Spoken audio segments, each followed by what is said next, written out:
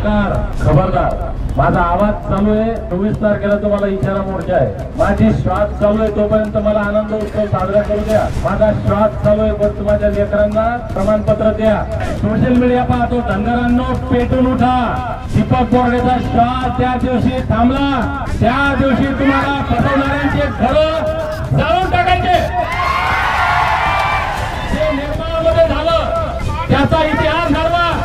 24 तारखेच्या इशाऱ्या मोर्चानंतर जर सरकार खबरदार झालं नाही तर याच्यानंतर तुमच्या शिक्षणाच्या शाळेत जाणाऱ्या ज्याला नोकरीचं भविष्य आहे अशा एकाही मुलाला मोर्चात आंदोलनात आणायचं नाही। जे मेंढरा मागे जातात, जे मरायला आले, कर्जबाजारी होऊन आत्महत्या करत असतील, बेरोजगार होऊन आत्महत्या करत असतील, त्या सर्वांनी बघावत गुन्हा दाखल करा माझ्यावर। नेपाळमध्ये झालं त्याच्या पलीकडे घडवा। 36 नंबरला जे अमृताचा कलश आहे तो आमचा आहे। 36 नंबरला अमृताचा कलश हा आमचा आहे इतकं मला माहिती होतं। आणि दुसरी गोष्ट मला बरेच लोक विचारत असतात, दीपक भाऊ म्हणजे आमच्यातले समजा काही तज्ञ वकील आहेत ज्यांनी लढा लढला ते म्हणतात दीपक भाऊ हा कायदा आहे, तो कायदा आहे, हे कलम आहे। मी म्हणतो बाबा हे सगळं तिकडे ठेव, मला एका गोष्टीवर विश्वास होता तो बाबासाहेबांच्या संविधानावर। आणि मला एक गोष्ट माहिती आहे की 2014ला बारामतीमध्ये तेव्हा भाऊ म्हणले होते की धनगरांनो आतापर्यंत तुमच्या फक्त मतापुरता वापर केला, तुमचा वापर झाला, आता तुम्ही आम्हाला सत्ता द्या, आम्ही तुमचं आरक्षण देतो।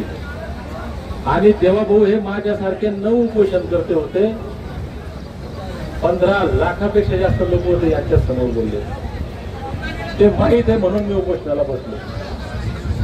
तर तेव्हा भाऊवर विश्वास किती हा वेगळा विषय, बाबासाहेबांच्या संविधानावर विश्वास होता।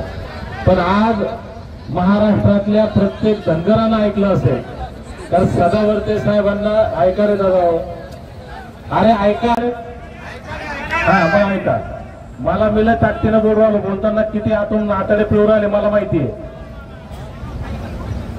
सदावर्ते साहेब ते बोलतात, त्यांची बोलण्याची स्टाईल आहे, याच्यात तुम्ही कमी जास्त युक्तिवाद करू शकता, पण ते बुद्धिमान आहेत आणि त्यांना कायद्याचं नॉलेज आहे, अजिबात युक्तिवाद नाही करतायत। आणि आज ते सदावर्ते साहेबांना या सबंध महाराष्ट्रातल्या धनगरांना सांगितलंय, आता तरी धनगरांना पटलं की नाही तुम्ही एसटी म्हणून। आता मला वकील साहेब इतकं ते खाऊन आले असतील घरून, मला जोश नाही, पण त्यांनी जे म्हणलं की हम एसटी आहे तर आता पटलं ना हम एसटी आहे। मग मी जे तुम्हाला वकील साहेब येण्याच्या अगोदर सांगत मी एक वाक्य सांगितलं साहेबांना, माझ्या आयुष्यातलं धनगर जमातीच्या इतिहासातलं शेवटचं आंदोलन आहे। आणि मी त्यांना सांगितलं मी ते 24 तारखेला बाकी गोष्टी बोलत अजून ते अर्धवट आहेत, पण मी सरकारला इशारा देतो, सरकार खबरदार, माझा आवाज चालू आहे, 24 तारखेला तुम्हाला इशारा मोर्चा आहे, आमचा हक्काचा आहे देवा भाऊ, आम्ही माझा आवाज चालू आहे तोपर्यंत द्या, माझी श्वास चालू आहे तोपर्यंत मला आनंद उत्सव साजरा करू द्या, माझा श्वास चालू आहे पण माझ्या लेकरांना प्रमाणपत्र द्या। भावांनो मी जिवंत असेपर्यंत तुमचं एसटीचं प्रमाणपत्र मिळेल, विश्वास ठेवा। आणि नसेल तर महाराष्ट्रातला मीडिया, सोशल मीडिया पाहतो, धनगरांनो पेटून उठा, दीपक बोर्डेचा श्वास त्या दिवशी थांबला, त्या दिवशी तुम्हाला फसवणाऱ्यांचे घर जाळून टाकायचे। जे नेपाळमध्ये झालं त्याचा इतिहास घडवा।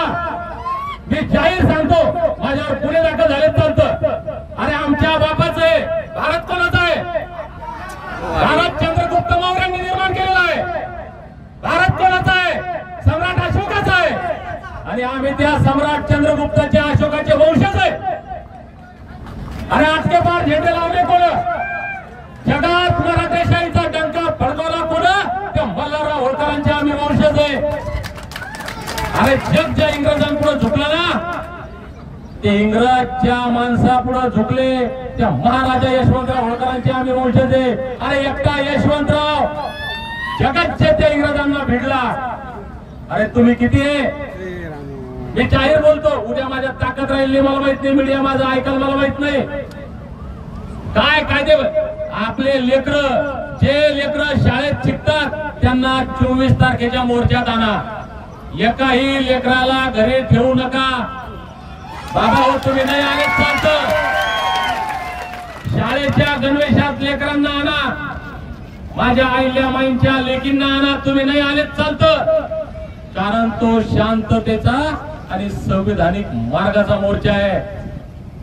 मी एसपी साहेबांना सांगितलंय की मी इथं आहे तोपर्यंत जालन्यात कायदा व सुव्यवस्थेचा प्रश्न निर्माण होणार नाही, म्हणून 24 तारखेचा इशारा मोर्चा होईपर्यंत मी मरणार नाही.